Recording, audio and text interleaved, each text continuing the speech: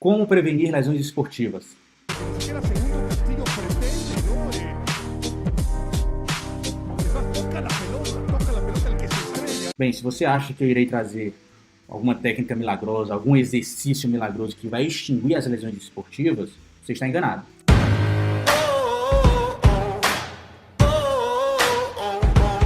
O que eu estou trazendo aqui é um passo a passo, já publicado em revistas científicas, acho que inicialmente foi publicado no Jornal Britânico de Medicina Esportiva, que traz 4 passos que nós devemos seguir para conseguir instituir estratégias de prevenção efetivas e acompanhar se realmente nós estamos conseguindo diminuir essas lesões. Primeira coisa que eu quero que vocês tenham em mente é que quando nós falamos de prevenção de lesões no esporte, nós não estamos falando de prevenir um atleta específico.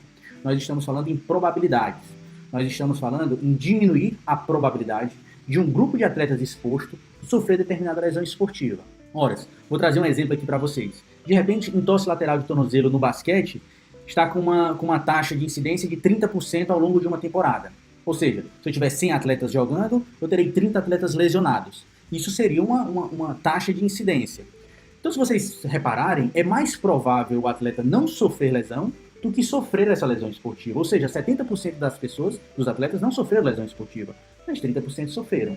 Agora eu estou falando que na hora que eu coloco estratégias preventivas, nas mais diversas possíveis, pode ser o trabalho de fortalecimento de membros inferiores, um trabalho de ativação dos músculos fibulares, um treino sensório-motor para melhorar o tempo de reativação, a resposta motora frente ao entorse lateral de tornozelo. Então eu instituo essas estratégias preventivas e verifico que esses atletas que fizeram a prevenção, apenas 15% sofreram uma lesão esportiva. Ou seja, antes eu tinha 70% dos atletas não sofriam lesão, agora eu tenho 85% dos atletas não sofrem lesão. Mas 15% irão sofrer mesmo fazendo as estratégias preventivas. Mas em que grupo você queria estar inserido? Em que grupo você queria trabalhar? Naqueles atletas que 30% sofrem lesão ou nos atletas que 15% apenas sofrem lesão? É essa ideia, esse conceito de probabilidades que nós trabalhamos com prevenção de lesões no esporte. Dada essa introdução, eu quero trazer aqui esses 4 passos que nós temos que seguir para conseguir instituir as estratégias efetivas de prevenção no esporte. O primeiro passo que nós temos que levar em consideração é identificar quais as lesões mais frequentes e quais as lesões mais graves. Nós não podemos nos preocupar só com aquelas lesões que ocorrem com frequência. Por exemplo, entorse lateral de tornozelo é uma lesão altamente frequente, independente do esporte que você esteja inserido, né? Se você estiver no basquete, no vôlei, no handball, no futebol, entorse lateral de tornozelo é muito comum e você precisa trabalhar estratégias de prevenção contra essa lesão. Mas ela não é tão grave. O tempo de afastamento não é tão grande. Normalmente 1 semana nos entorses mais leves, e até 4 semanas, um pouquinho mais, de repente 6 semanas, nos entorses mais graves, e olhe lá, o paciente já consegue retornar. Mas se vocês forem ver, as lesões do ligamento cruzado anterior não são lesões tão comuns. Então você verifica times, clubes profissionais de futebol que estão há 3 anos, 2 anos, 4 anos, sem nenhuma lesão do ligamento cruzado anterior. O problema é que essas lesões são altamente catastróficas para o atleta e para o clube. São muito graves, porque o tempo de afastamento e o custo desse atleta para o clube vai ser muito grande. Ele fica afastado em torno de 6 meses a 9 meses se o processo de reabilitação, se o processo cirúrgico for perfeito.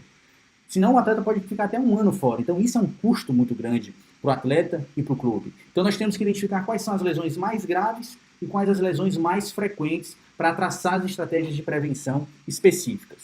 O segundo ponto que nós temos é conseguir identificar qual o mecanismo das lesões esportivas. Como é que essas lesões estão ocorrendo? Qual a etiologia, quais os fatores, os mecanismos associados com essa lesão. Essa lesão ocorre por contato direto ou contato indireto?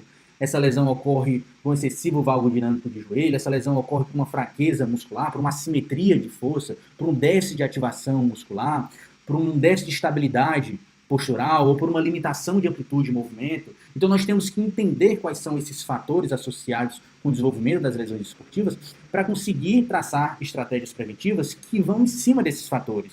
Entendendo que esses fatores isoladamente muitas vezes não significam muito, mas nós temos que entender como esses fatores se relacionam para o desenvolvimento das lesões esportivas.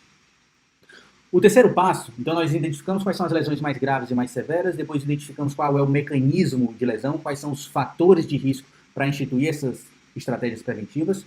O terceiro passo é realmente traçar o programa preventivo. Então qual é o seu programa? Vou trabalhar controle neuromuscular para melhorar padrão de movimento, vou trabalhar fortalecimento muscular para algum músculo que está em déficit de força, alguma assimetria muscular, vou trabalhar técnicas de mobilidade, de ganho de flexibilidade para ganhar algum déficit de mobilidade que esse paciente tenha. Vou traçar estratégias de treino sensório-motor para melhorar tempo de ativação muscular, trabalhar estabilidade postural. Então, no terceiro passo é você realmente traçar que medidas preventivas você vai utilizar no seu clube ou no seu time. E o quarto passo qual é? O quarto passo é voltar para o primeiro passo. O quarto passo é verificar se ao final da temporada ou ao final de um tempo específico, você conseguiu diminuir a incidência e a severidade das lesões. Ou seja, a taxa de lesão foi tão frequente quanto ou foi menos frequente? 30% das pessoas sofreram a lesão, agora 15% só sofreram essa lesão. Então você conseguiu prevenir as lesões esportivas. Mas não só essa variável incidência de lesão é importante, a gravidade das lesões é importante também. E basicamente você pode ter o mesmo número de lesões, mas esses pacientes ficam menos tempo afastados. De repente a taxa de lesão de posteriores da coxa no seu clube é de 15%, você verifica que ao final das estratégias preventivas que você traçou, 15% ainda tiveram lesão, ou seja, você não diminuiu a incidência. Mas antes, eles ficavam afastados 30 dias, em média. Agora eles ficam afastados 12, 15 dias em média. Ou seja, você também conseguiu prevenir as lesões esportivas, porque você não diminuiu a incidência, mas você diminuiu a severidade, a gravidade dessas lesões, porque a gente avalia isso mediante o tempo de afastamento devido a uma lesão esportiva. Esse quarto ponto é importante, que muitas vezes nós pensamos que estratégias de prevenção, prevenir lesão esportiva, é corrigir o déficit que o paciente tenha. Ou seja, o paciente tem um déficit de dorsiflexão do tornozelo, por exemplo. Você traça estratégias para ganhar a amplitude de dorsiflexão do tornozelo e você verifica se preveniu ou não avaliando a amplitude de dorsiflexão do tornozelo, o que é errado. Você verifica que o déficit de força do quadríceps é um fator de risco para o desenvolvimento de alguma lesão no joelho, por exemplo. Você faz um trabalho específico e para verificar se foi efetivo ou não, você coloca no isocinético e verifica que melhorou a força. E pronto, aí você fala que preveniu a lesão esportiva. Está errado. Você previne a lesão esportiva na hora que você tira essa assimetria, tira esse fator de risco do paciente, do atleta, mas isso repercute numa diminuição da incidência e da severidade das lesões. Então, sempre termina na incidência e severidade das lesões.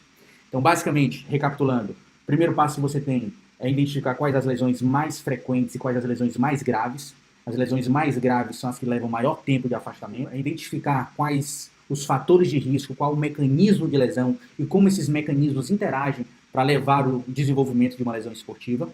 O terceiro passo é traçar as estratégias preventivas propriamente dito, de acordo com os fatores de risco, trabalho de força, de mobilidade, estabilidade postural, controle neuromuscular, o que vocês queiram trabalhar. E por fim, verificar se realmente você conseguiu diminuir a incidência e a severidade das lesões ao final da temporada. Bem, se você gostou desse vídeo, curta, compartilhe, deixe seu comentário e nos siga lá no canal do YouTube. Eu constantemente estarei postando vídeos